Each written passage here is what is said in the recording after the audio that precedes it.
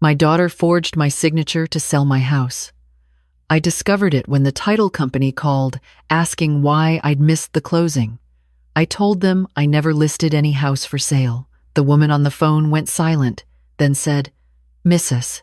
Harper, we have your notarized signature right here."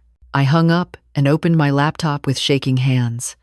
My doorbell camera, the one Sophie installed last Christmas after the package thefts. I scrolled back 3 weeks to the date on the document the title company described. There it was, Rebecca, my own daughter, letting herself in with the spare key, 47 minutes inside my house while I was at my book club. She emerged with papers tucked under her arm, glancing left and right before hurrying to her car. I sat there for a long time, staring at the frozen frame of her face. My daughter, the real estate agent who'd been asking me to downsize for 2 years, telling me the house was too much for me to manage, that I should move into one of those lovely senior communities where I wouldn't have to worry about yard work or repairs. I'd always said no. This house in Claremont was where Robert and I raised our girls, where I still tended his rose garden every Sunday morning. The next call came from my bank, a fraud alert. Someone had tried to access my home equity line of credit. I confirmed I hadn't authorized it. The representative put me on hold, then returned with careful words. "Mrs. Harper, it appears someone with access to your personal information has been attempting to move funds." My hands were steady as I wrote everything down. Date, time, amount. I didn't cry. That surprised me. Maybe shock doesn't always look like screaming. Sometimes it's just the quiet click of a pen on paper. I called Sophie first. Not Rebecca, not her mother Claire, my older daughter. Sophie, who'd worried about the package thieves, who'd insisted on that camera. She answered on the second ring, her voice bright until she heard mine. "Grandma? What's wrong? I need you to come over. Don't tell your mother. Don't tell anyone. Just come." She arrived within 20 minutes, still in her veterinary scrubs from the clinic. I showed her the footage, the bank alerts, the call from the title company. I watched her face shift from confusion to disbelief to something harder. "Mom did this?" Her voice cracked. "Mom tried to sell your house?" Not tried. Forged documents, notarized them somehow, listed the property without my knowledge. If the title company hadn't called, I stopped. If they hadn't called, I might have come home one day to eviction papers. Sophie pulled out her phone. "We're calling the police." I hesitated. Police meant official. Police meant no going back, no pretending this was a misunderstanding. But what was the alternative? Wait for Rebecca to try again? "Okay," I said. "Call them." The officer who came was younger than I expected, maybe 35.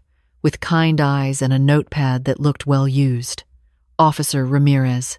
She listened without interrupting, watched the doorbell footage twice, examined the documents the title company had emailed me. "Mrs. Harper, this is identity theft and fraud. Since it involves a family member and real estate, it falls under elder abuse statutes in California."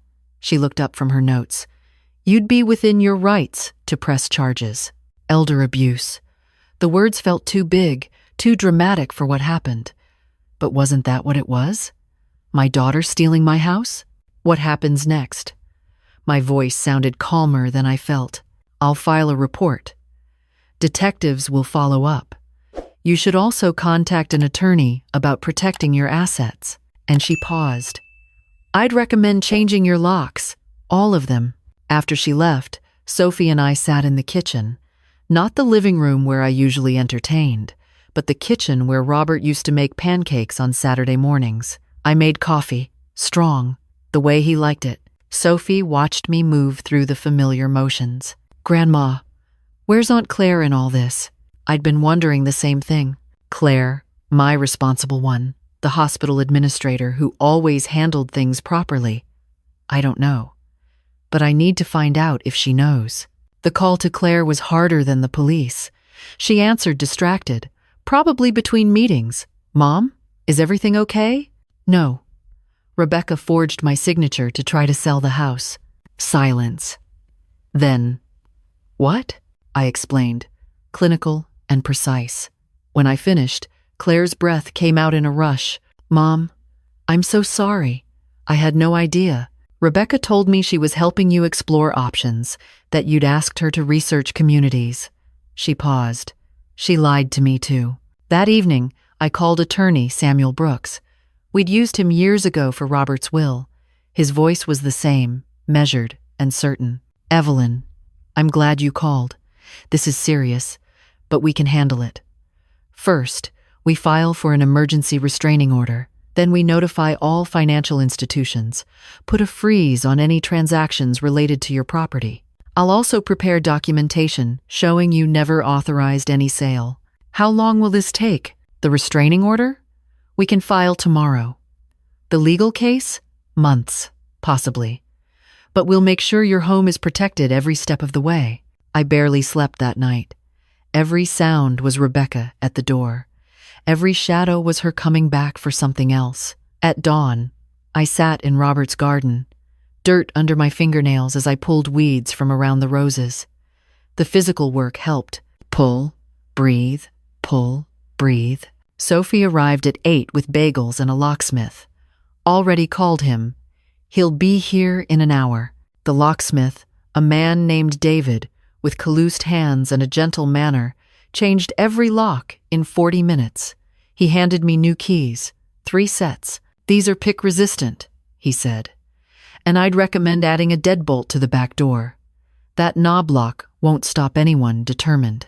I agreed to everything. When he left, the house felt different, safer, but also lonelier. Those locks were keeping my daughter out. Rebecca called that afternoon. I let it ring. She called 6 more times. Then came the texts. Mom, we need to talk. I don't understand why you're upset. I was trying to help. You're not thinking clearly. Sophie read them over my shoulder and made a sound of disgust. Save all of these. Every single one.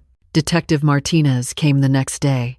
She was in her 50s, gray threading through dark hair, wearing a blazer that looked professional but comfortable. She sat across from me at the kitchen table and asked me to walk through everything again. Mrs. Harper, I've reviewed Officer Ramirez's report and the doorbell footage. I've also pulled records from the title company. Your daughter submitted what appears to be a notarized deed with your signature. She paused. The notary stamp is from one mobile notary service in El Cajon. They have no record of notarizing anything for you. So it's fake.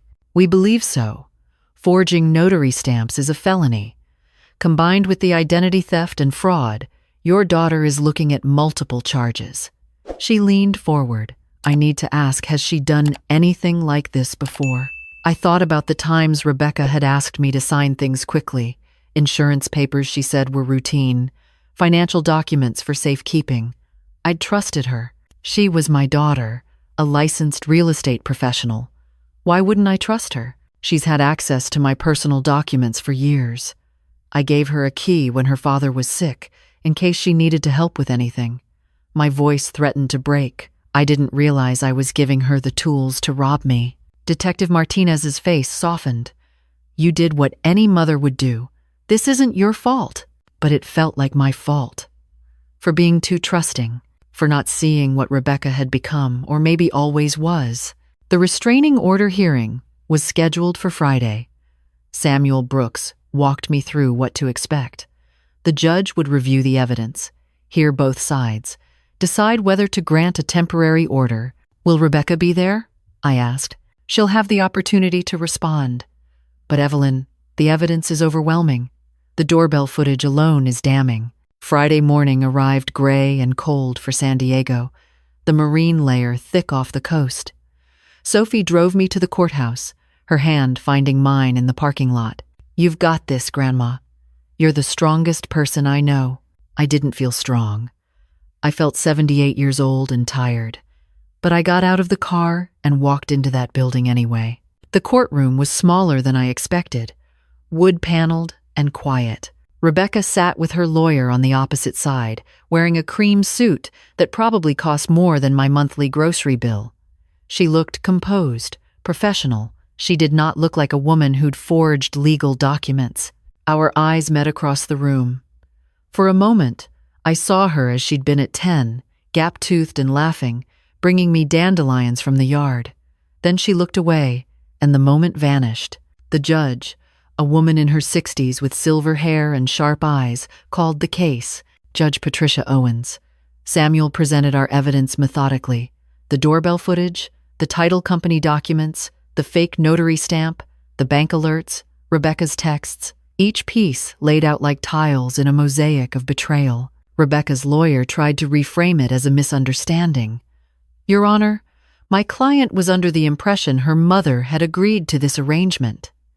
Mrs. Harper has shown signs of confusion lately, and Miss Reed was acting in what she believed were her mother's best interests.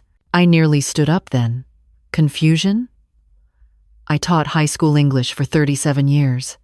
I still did the New York Times crossword every Sunday. The only confusion was whose best interests Rebecca actually had in mind. Judge Owens looked at me over her glasses. Mrs. Harper, the court has reviewed the video evidence. I'd like to hear from you directly. Did you authorize your daughter to sell your home? I stood, legs steadier than expected. No, Your Honor. I did not. I've lived in that house for 43 years. It's where I raised my daughters, where my husband died, where I intend to live as long as I'm able. My daughter never asked my permission because she knew I'd say no. And the signature on these documents? That's not my signature, Your Honor. I haven't signed anything related to selling my home. The judge studied the documents, then looked at Rebecca. Miss Reed, your mother seems quite clear-minded to me. Can you explain why you entered her home with a key, remained for 47 minutes, and emerged with papers that were subsequently filed with a title company? Rebecca's composure finally cracked. I was trying to help her. The house is too much. She's 78. She shouldn't be living alone in a 3-bedroom house that needs work. I thought if I just handled it, made the transition easier. By forging her signature? Judge Owens's voice could have cut glass. I didn't forge, Rebecca stopped. Even she could see that lie wouldn't hold.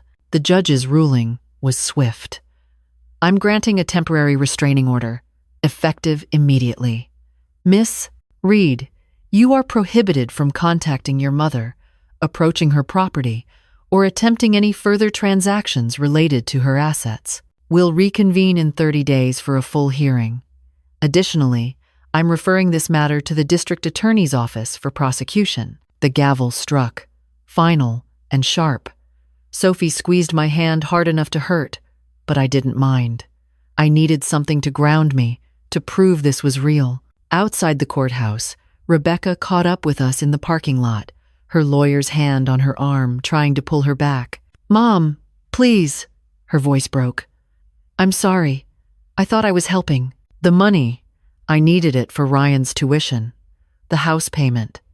Things have been tight, and I thought, you thought you'd steal my home to cover your debts? I heard my voice, cold and unfamiliar. You lied to the title company. You forged a notary seal. You violated every bit of trust I ever gave you. I'm your daughter, and I'm your mother. But that doesn't mean you own me. I turned toward Sophie's car. Stay away from me, Rebecca. The judge's order isn't a suggestion. That night, back in my house with its new locks, I opened the box where I kept family photos. Pictures of Rebecca's childhood, her graduation, her wedding. I didn't throw them away. I simply closed the box and put it in the back of the closet. Maybe someday I'd want to look at them again, but not today. The fraud investigation moved faster than Samuel expected. Rebecca's attempts hadn't been limited to my house. Detective Martinez discovered she'd tried similar schemes with 2 elderly clients, convincing them to list their properties with her, then manipulating the sales to benefit herself. The California Department of Real Estate suspended her license pending investigation. She's facing multiple felony counts, Martinez told me over coffee in my kitchen. Wire fraud, identity theft, elder abuse, forgery. If convicted, she's looking at significant prison time. I stirred sugar into my coffee, watching the crystals dissolve. I don't want her in prison. I just want her to stop. I understand. But this isn't just about you anymore. She's hurt other people. The DA has to consider that. Claire came by that evening. We hadn't spoken much since the courthouse, both of us processing what Rebecca had done. She stood on my porch, hesitant. "Can I come in?"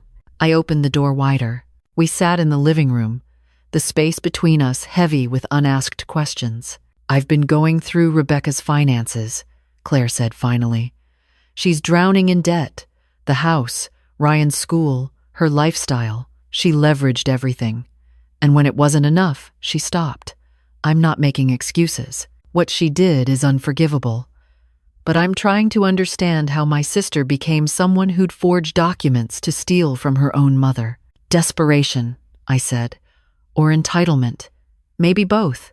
I'm sorry I didn't see it sooner. She told me she was helping you, that you'd asked her to research retirement communities. I should have checked with you directly. I reached across and touched her hand. She lied to both of us. You're not responsible for her choices.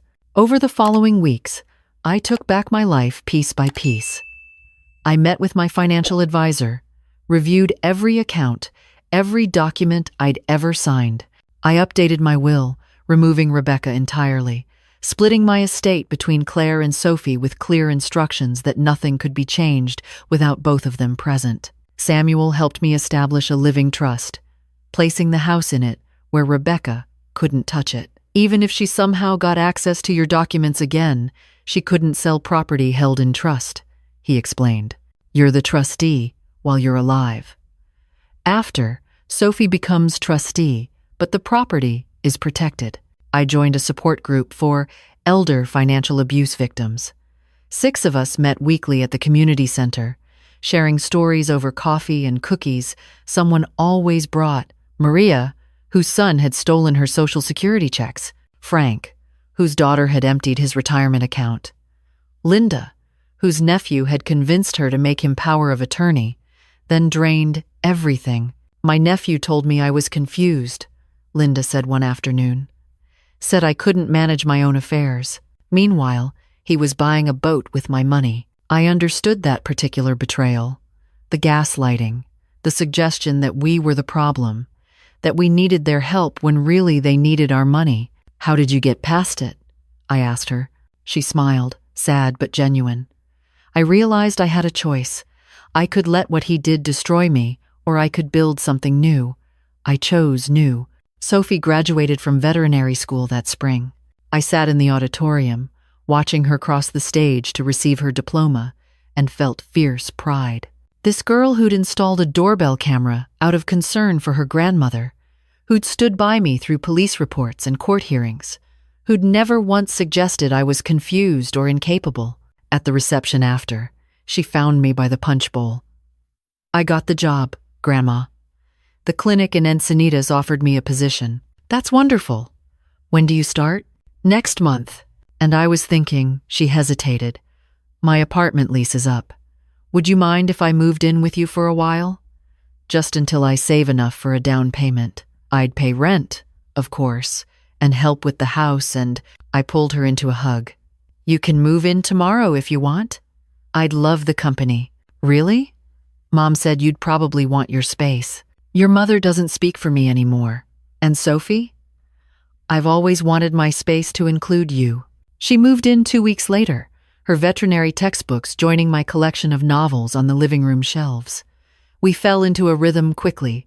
She made breakfast while I tended the garden. We watched Jeopardy together most evenings, shouting answers at the television. On weekends, we'd drive to the coast, walking along Torrey Pines Beach while she told me about her cases, the Labrador with separation anxiety, the cat who'd swallowed a hair tie.